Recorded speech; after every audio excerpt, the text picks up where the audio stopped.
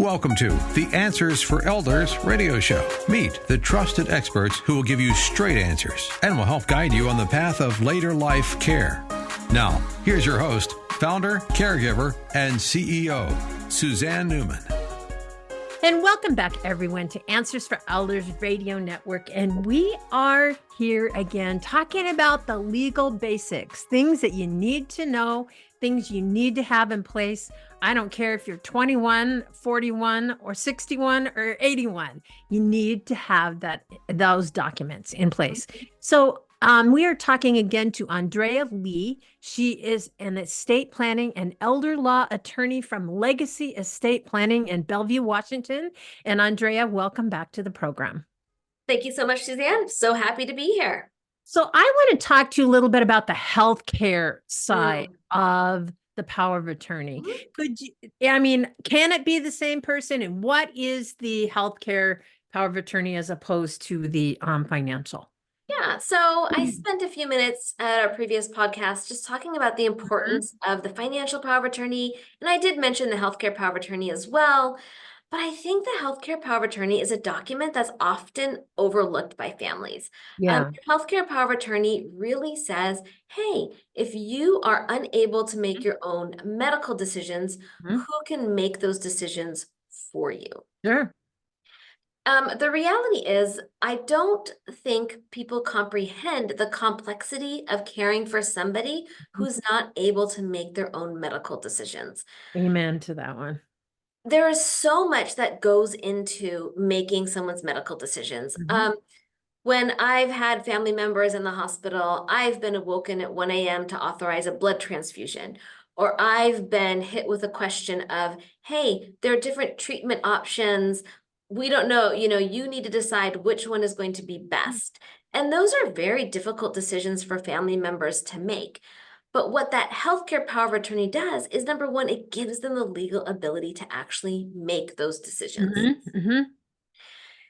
For many people, that is especially essential because you might have more than one child. You might have, a new spouse and children from a previous marriage. And then the question comes down to, if an individual is hospitalized or incapacitated, who do they want to be making those decisions on their behalf? Right. If someone doesn't sign that healthcare power of attorney, you're really just opening the door for conflict in your family because you're not designating which of your 5 wonderful children you want to make those decisions. And that's just going to create chaos amongst those children. Yeah. And, it's interesting that you say that because I personally was placed as healthcare power of attorney for my mother. And at the end of her life, they came to me and they said, we can keep her alive for about another 10 days to 2 weeks by keeping her on a very high oxygen level, right? But she won't be able to eat. She won't be able to do a lot of things that would be normal. She'll just be bedridden. So the question is, here's your choice. We can sustain her life like this. She will eventually die because there's way too much oxygen going into her system and she can't sustain it. Or you can begin comfort care and she'll go quietly. That was a huge decision that I never thought I would have to make. And yet I made it. I made the decision to initiate comfort care. And I remember that just distinctly to the day. And there's still a part of me, I will admit, Andrea, that I feel like there's this piece of me that I hope I made the right choice. But then there's this knowingness that, you know what, Mom trusted me and my judgment. And she made me that healthcare directive. And this is before I started Answers for Elders, really. And it was just in the very beginning stage. So I know deeply what that decision is like. But on the other side, it's the good thing that when you talked about this, my mother entrusted me as that person, and I think that's the key to know when you have that document that your judgment is right on. I mean, they trust you in your judgment. I mean, that's an important thing about having healthcare directive. Don't you believe so? Oh, absolutely. Once again, one of the most important decisions people will make is who are the people they're going to name as their agents? Yeah. Who is the person who will manage your finances? Who is the person who will make those medical decisions? Now, well-drafted healthcare powers of attorneys don't give that much direction. They give Right. a lot of powers. And that's because as an attorney who's been practicing in this area of the law for as long as I have, you learn that, there are just too many possible scenarios that cannot be addressed Very true. within a power of attorney document. Very true. You can't anticipate what someone's illness might look like or what the end of their life might look like. So it's important that the document be properly drafted and then it give the agent all the powers to make those decisions. Very much so. And then important to choose who is going to make that decision, because it is a sign to them that you have faith in them, you have trust in their decision-making abilities, and that they are the individual you want charged with that hard situation. Yeah. So important in families that have multiple potential decision makers to choose the person to make that. Because again, I tell my clients frequently, you know what, you can have 2 children who love you, who have your best interest at heart, who want to do everything to help you and support you, but they can still disagree. Yep. And it's possible that neither one of them are wrong. They could both be right, but it's just a matter of opinion. So it's so important to choose that one person that you think best supports your personal views. Yes. And then from the recipient, I'm going to pick up what you say is that it's important to have those conversations if you become that healthcare directive, to go to your loved one and say, Mom, I'm honored that you chose me. Now, let's talk about this so that I'm aware that I become your advocate through all of this.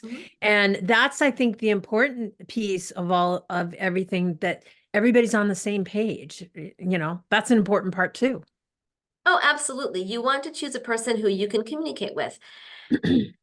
Like you said earlier, I think as a society, we don't value the wisdom in aging. We value youth, and we don't like to talk about aging. We don't like to talk about getting older. We don't necessarily like to address our own mortality. Right. But, really an important part of aging well is having those conversations. Yeah. And it's also having those conversations with yourself. I know that, my husband and I have had those conversations. Well, he's Jewish. So he comes from the fact of, you don't donate organs, right? In his belief. Yeah.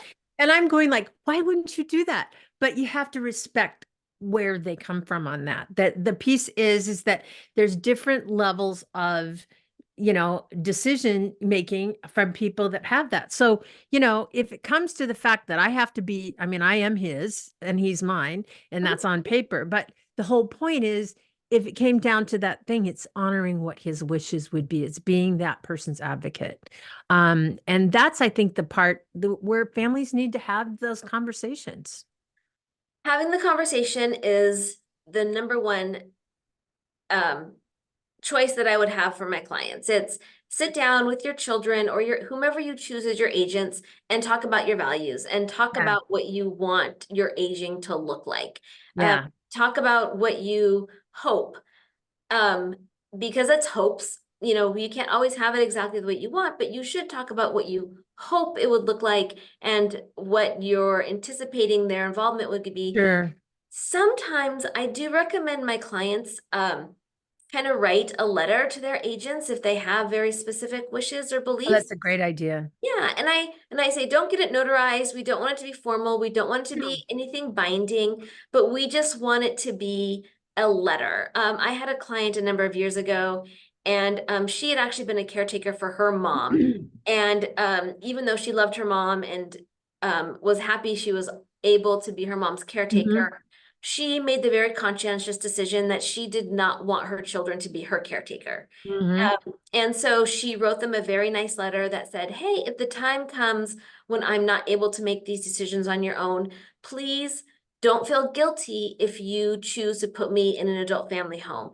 I don't want you to carry that burden in your heart that I expected you to care for me. That is so huge. That is so huge, Andrea. How many people do I know that are feeling that they do the right thing for their loved one, but then because their loved one said, don't ever put me in a home years ago, they live with this guilt because Yeah. I mean, that is a no-win situation for any family because no one person can care for somebody that needs 24-hour care. It doesn't add up.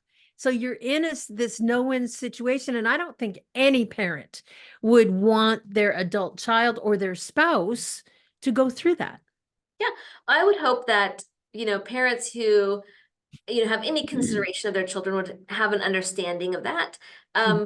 Sometimes it's not true, but, I think speaking those words does alleviate a lot of the guilt that children may feel. And so I do appreciate my client who did write that such a beautiful letter to her children. Her children shared it with me afterwards. And in it, she said, please don't feel guilty. I would ask that you find me a room with a view of a garden, which I love that. I just thought that was so fabulous because she's like, because I just love looking at the greenery. So if you could find me a view of a garden and visit me, then I will be content. And I think that was okay. Now I'm getting teary-eyed here. And I think that was just such a blessing that she gave her children. Yes. And I know we aren't all in that similar situation, but I just think that creating your legal documents, it's not just your legal documents. Legal documents really aren't about money per se. They are to some extent, but there's so much more about family and your legacy and the care that you might receive and the gifts that you give your children. It's the gift of being organized, the gift of planning ahead, the gift of making things easier on them. And those are the most important parts of creating an estate plan. It's not just putting your name on a piece of paper. It is just giving that gift to your children, your spouse, or your loved ones. Well, it is truly the definition of empowerment. When you hand over the ability for that person to make decisions of clear conscience and clear intention. And I think that's what everybody wants to be on that individual that does that. It's, when you give something with hooks, that isn't a good feeling, but to know that you believe in someone. So when going back to, if you're a senior or I don't care if you're 45, you need to have a power of attorney document.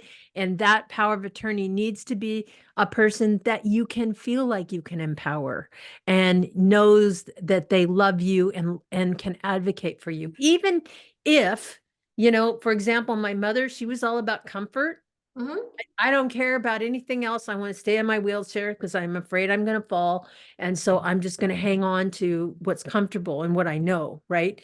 And me, I was like constantly pushing her, Mom, you need to walk. You need to do. I finally realized I had a nurse came up to me and said, Suzanne, your mom doesn't care about getting better. She's in palliative care. She wants to be comfortable. You need to honor that. And I was so appreciative of what that nurse told me. It was like, wow, my goal was different than hers, right? Yeah. But then once I realized that, Andrea, I was able to say, okay, Mom would want to be comfortable.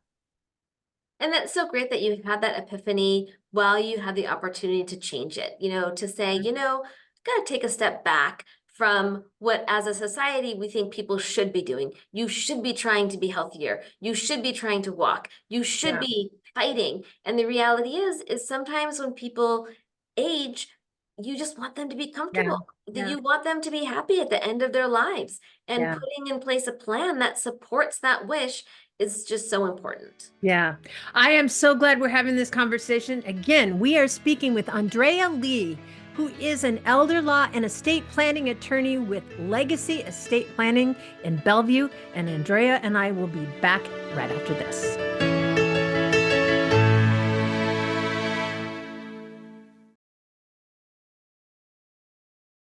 We at Answers for Elders thank you for listening. Did you know that you can discover hundreds of podcasts in our library on senior care? So visit our website and discover our decision guides that will help you also navigate decision making. Find us at answersforelders.com.